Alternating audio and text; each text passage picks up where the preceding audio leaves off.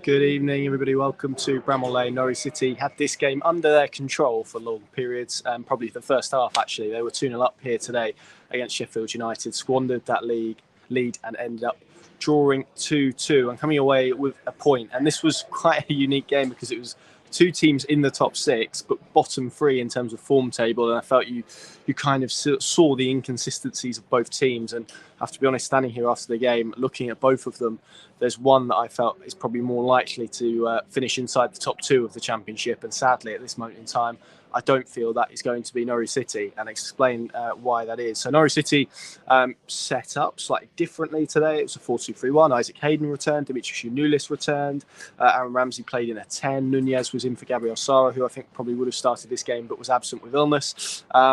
And they started pretty well. They were, I wouldn't say they were spectacular, but there was a bit of fluency, there was structure. You could see what they were trying to do. They were trying to soak up pressure. I didn't feel they were particularly creative or that they oozed a lot of attacking flair, but they were able to, because Sheffield United were playing a high line. They identified the need actually for Pukki to go on the shoulder and clip balls in because that was where the space was. And they fashioned 2 goals out of that, but largely it was Pukki creating goals for himself.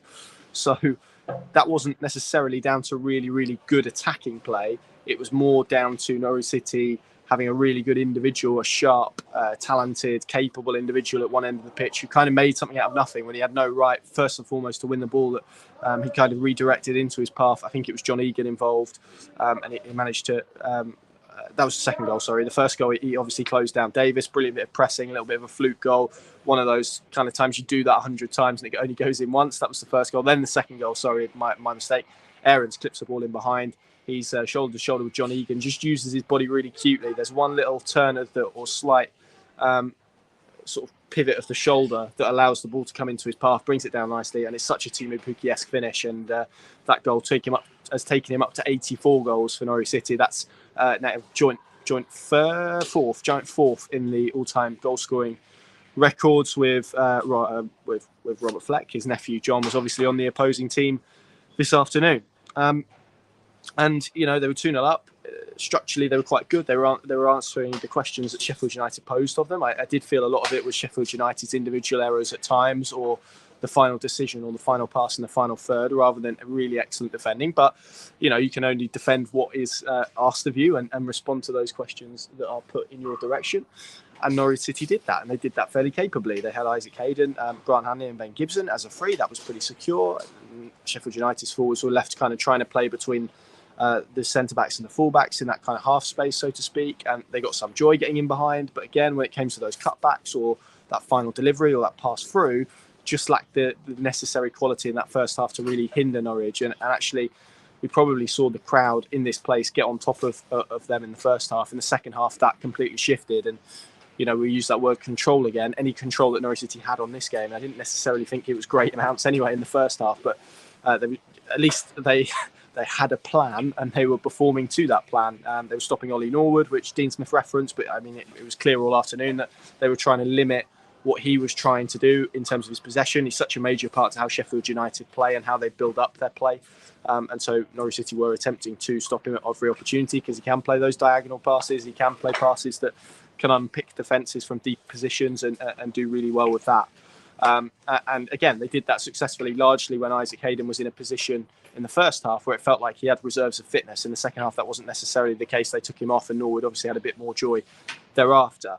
The key moment for me, there was a little bit of a spell in this game where Sheffield United managed to make it a bit more of an arm wrestle, a bit more of a scrap. They managed to create a narrative of adversity, which these fans bought into. That really helped swing the momentum of the game, although it was quite interesting to hear Dean Smith reference that point, but also Grant Hanley dismissed that point. So it's interesting from a coach's perspective and a player's perspective, the two different ones. But I did feel the crowd invigorated Sheffield United to a sense, really got behind them, helped sort of swing the momentum the other direction. That they were sort of soaking up a lot more of Norwich's long balls forward because they just dropped their line a little bit deeper. That really limited what they were trying to do. And from there, I'm sad to say there was a little bit of an inevitability that this game was going to transpire in the way that it did, because they dropped off Norwood. He started getting onto the ball. They started flooding players in attacking areas. I felt Norwich looked a little bit short of fitness towards the end, if I'm being completely honest.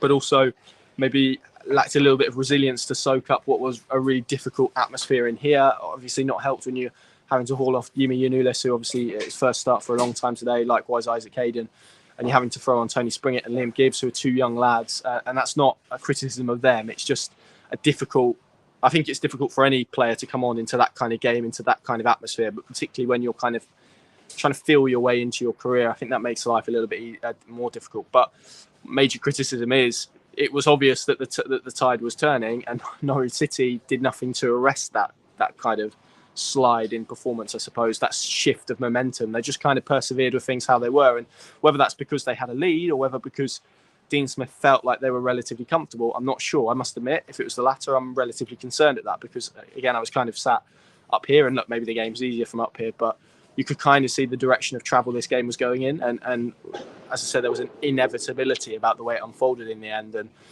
the 2 goals comes from them sadly not getting close enough to Ollie Norwood. Well, I think the first one they didn't really set up for a throw-in very well, but the second one's a lovely diagonal pass out wide to Osborne, who clips the ball in.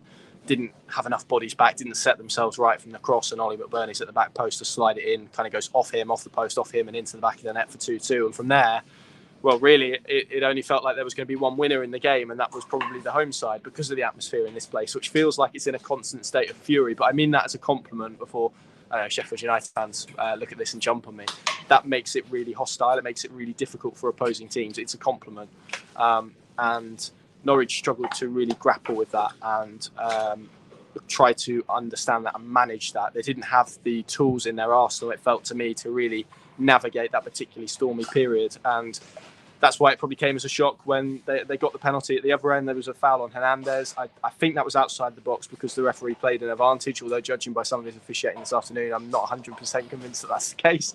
And then Liam Gibbs does get fouled in the box. So that one was a penalty. It was given. Teemu Pukki on a hat-trick. It just felt like the script was written for him to surpass Robert Fleck in the goal-scoring tallies for Norwich City to get 3 points, kind of against all odds, really, and against the way the game was transpiring. That didn't happen. Missed the penalty. It was Paul Davis who made the mistake for the opening goal, sort of atoned for his error with that save. It was a poor penalty, to be completely honest, and it's a little bit of a shame. I don't think the period that it took between the penalty being awarded and the penalty being taken necessarily helped him, but Teemu Pukki's an experienced player. He has a very good record from the penalty spot. I'd have to delve into it. I'm not sure he's missed too many for Norwich City, maybe one off the top of my head before today. So again, a player that you would really back, although sometimes you can just get a sense. I never really got the sense that he was necessarily particularly confident in terms of stepping up, and I don't know why that was. But the strike lacked conviction. But to be honest, I'm finding it very difficult to criticise him for his performance today, because he manufactured goals out of his own play at times. It wasn't a swath of creativity that ensured Norwich City got 2 goals. It was Teemu Pukki's hard graft and hard work. He created them both for himself. So whilst he missed the penalty and Norwich City perhaps squandered 3 points in the grand scheme of things, I think it's very hard to pin that on him solely. And then, we have 7 minutes of added time, and the game again could have switched. Ollie McBurney had a header late on that was saved by Angus Gunn's feet somehow. There was a block from Daniel Sonani, I'm led to believe, not Max Aarons, who I thought it was at the time, from Osborne, strike inside the area. And that was it. It was a breathless end to a game that was very topsy-turvy, that was very up and down, that kind of showed why both sides are where they are in terms of their form and the inconsistency in performances at different points, at different phases within the game. I mean, Dean Smith felt Norwich were good for 65 minutes. I would say they were good for 45, really. I think you could probably stretch that to 65, but there was definitely a drop between the 45th minute and the 65th minute. And look, in terms of the context of this result, Norwich now sits 6th in the table. There are a couple of teams with games in hand below them, though, so they could even be away from the top 6 by the time everyone has played the equal amount of games. I think Swansea and Luton are just behind them, Reading in 7th, and then I think those 2 teams are 8th and 9th respectively. They're 5 points from the top, they're 5 points from 16th, and to be honest, I can tell you which one it feels a hell of a lot closer to at the moment, because there is a negative momentum around this group of players at the moment, around this football club at the moment, and it's difficult to see how, as things currently sit and as things currently stand, how they arrest that, because I felt they did have a better balance. I felt they did have a better structure defensively. But equally, they weren't creating chances out of what they were doing from attacking phases of play. They were creating chances because Teemu Pukki was manufacturing them. And actually, Dean Smith's so big on expected goals. I've seen one model. They were very, very model. So I'd have to have a look at a few of them. But the one I saw pitted Sheffield United's expected goals rate at a higher level than Norwich City today. So that would maybe suggest the pressure that they were under. And, with 10 minutes to go, I think I turned to Paddy and said, look, you'd sign for a point right here, to be honest, because the flow of the game, the way it was developing, felt like we were moving towards kind of a last gasp Sheffield United winner at a moment. And that's kind of felt like what's been the case now with this group for a little while. The last win was Blackpool away. It's 1 win in 7. That's not good enough. It's just not good enough. And you can dress it up however you like, and you can wrap whatever numbers around it you want. It's not good enough. This Norwich City team should not be 5 points off the top 2 at any stage of the season. They should not be embarking on a run like this at every stage of the season. And like I said, at the moment, I'm struggling to really see how I'm watching a team that's going to finish inside the top 2 unless something changes. And Tuesday night's a really good example. Norwich go to Burnley, who beat Sunderland 4-2 today. They were 2-0 down. If they lose at Turf Moor, they'll be 8 points behind Burnley. And I know people will be keen to point out how premature a point we are in the season, but that's concerning. And these are underlying trends now, and I'll use that word trends, and we're seeing them track in a similar direction. Even though today I feel that that's the biggest chunk of Norwich City playing well that I've seen in the last few weeks.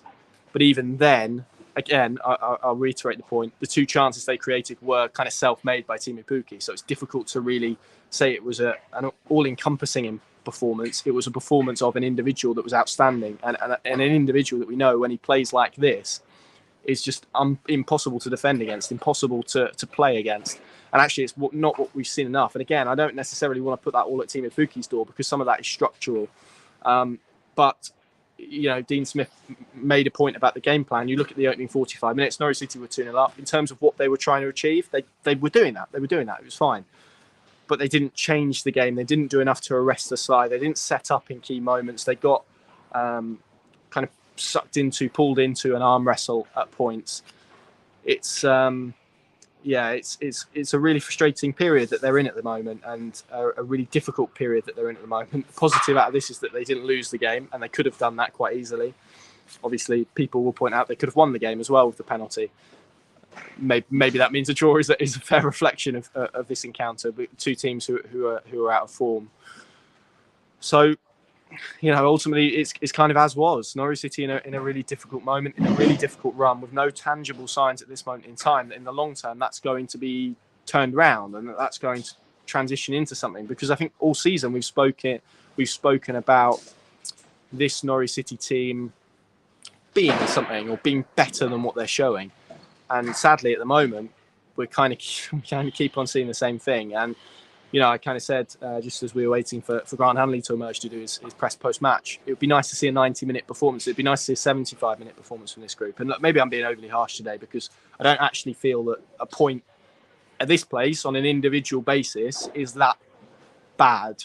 This is a very difficult place to go. There will be not many teams, I don't think, who will come here this season and pick up points, let alone all 3. So on an individual basis, fine, but you have to put it in the context of where Norwich City currently find themselves and where they reside, and the position they were in the game as well. And they just didn't have the management and the tools, as I said, to see it out. And that, in the context of how this game unfolded, is really disappointing. And I'm sure Dean Smith will probably watch it back and reflect on that as well.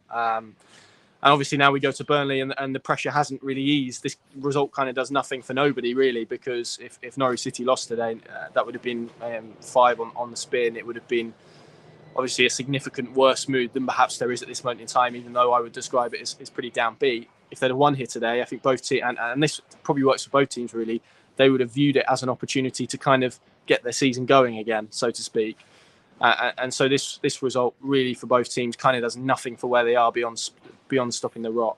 And it makes Turf Moor a really big game on Tuesday. So, yeah, it's a really difficult one, but it's hard to ignore what is quite alarming statistics around Norwich City at the moment. As I say, on an individual basis, coming away to Sheffield United, I don't believe, difficult place to come, is a bad result in isolation, but pop it into the run that Norwich City are in, wrap the context around the game, And I think you get to a point where most people will feel like this one was a defeat and will feel like the negative trends haven't been arrested in a way that perhaps people would have liked to have seen. Hopefully that makes sense. I want to end this game. I hope you, this video, sorry. I hope you'll indulge me in some personal sentiment. But it was, it was a difficult day. It's been a difficult sort of 24 hours or so for me, for my family. We lost my uncle yesterday, very suddenly, very unexpectedly. And that was, whenever you have something like that, it kind of completely takes the wind out of your sails and knocks you for six a little bit, which is maybe why this report is a little bit incoherent. So hopefully you'll forgive me. But I want to tell you a nice story. His name was Trevor. He was a really lovely man. He'll be very sorely missed by everyone in my family. But he, before every game on a Friday, if Norwich were playing on the Saturday or whenever they were playing, he would go to the bookies and he would always put 3-1 for Norwich City to win, be it Sheffield United or be it Manchester United. Every single week he would put 3-1 down. I don't know how successful he was at that, to be honest, and I don't know whether he ever really broke even with that. But it was something that, whenever I saw him, he referenced, and there was a point in this game where I felt like we were going to get a 3-1 result to Norwich City, and that's kind of, from a romantic perspective, from a sentimental value, what I wanted to see today. But I wanted to pay tribute to him on camera because I know there were some of his grandchildren in the away end, and there'll be some of his family watching, close family, daughters, sons, watching this. It's a devastating loss, and he'll be very, very sorely missed. So, thank you for indulging me in that. Sad way to end the video. Hopefully, I've held it together, so it's all good. Thank you very much for watching. Plenty more analysis and reaction at pinken.com from Dean Smith, and there'll be some from Grant Hanley, the Pinken Plus app, the place to go as well for all the analysis and reaction. And of course, we'll be at Turf Moor on Tuesday night for what increasingly feels like a really big game for Norwich City. If this one wasn't, I think everyone will view this as a little bit of a missed opportunity. Thank you very much for watching. See you soon.